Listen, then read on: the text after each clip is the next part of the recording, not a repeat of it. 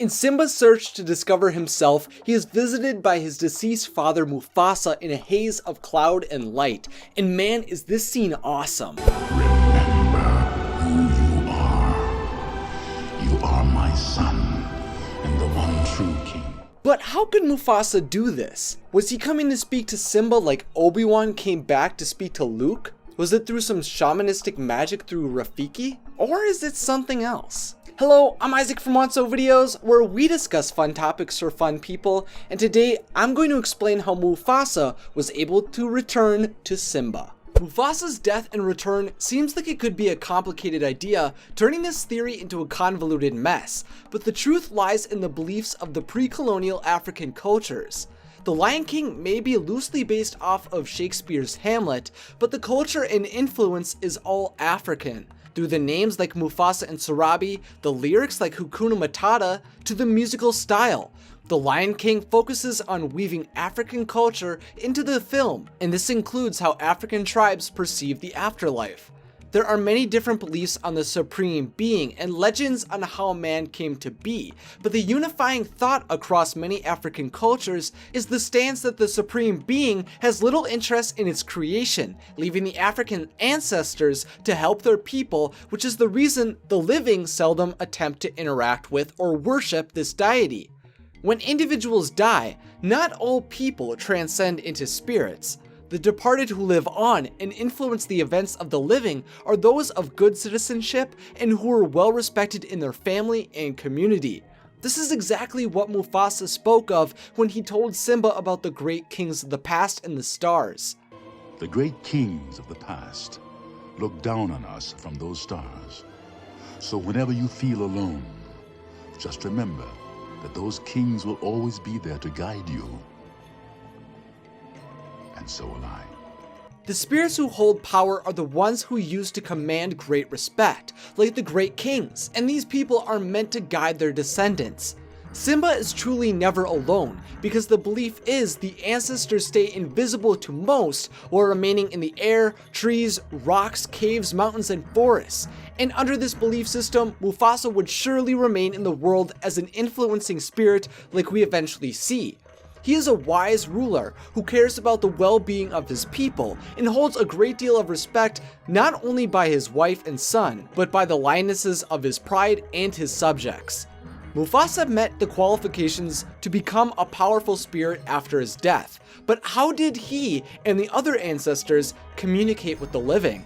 The most common way African ancestors reveal themselves is through dreams, but they also frequently speak to people through day visions and through diviners, which are the chosen ways of communication by Mufasa. Of course, when we all think of Mufasa communicating with the living, we think of the epic day vision of him moving the heavens and his echoing call to have Simba remember his past. But he also speaks through Rafiki in other instances, like in The Lion King 2. I'm very worried, Mufasa. Things are not going well. You have a plan? Oh, Mufasa, you've been up there too long. Your head is in the clouds. See, Rafiki takes on the role of the Sangoma, or healer, who is a person who focuses on the health and spiritual well-being of the community. The silly baboon is the interpreter through which the ancestors and the living communicate.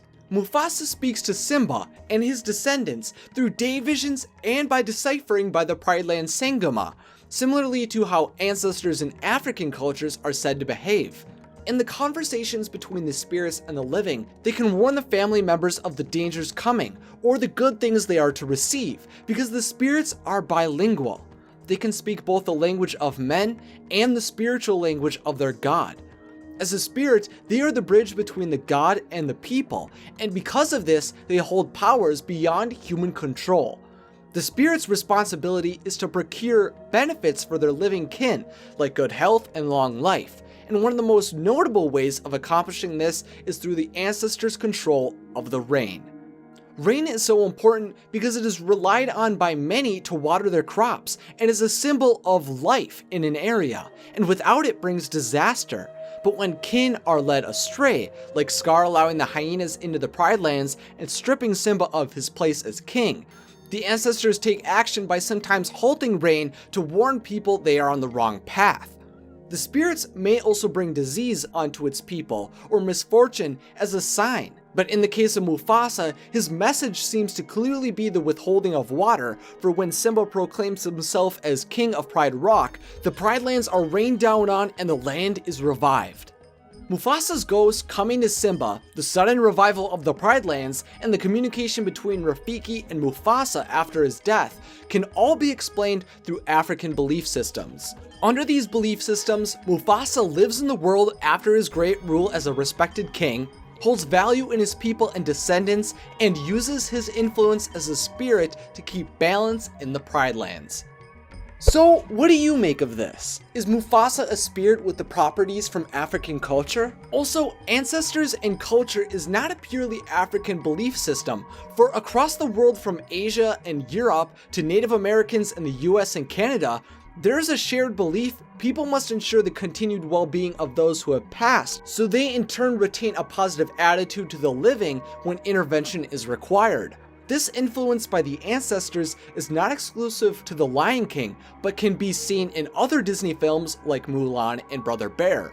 Is there some type of shared Disney canon afterlife? Let me know what you think in the comment section, along with any other ideas you have for future Discovering Disney episodes. If you enjoyed this video and you'd like to see more like it, then remember to subscribe to Watso Videos and click the bell if you'd like to be notified when I post.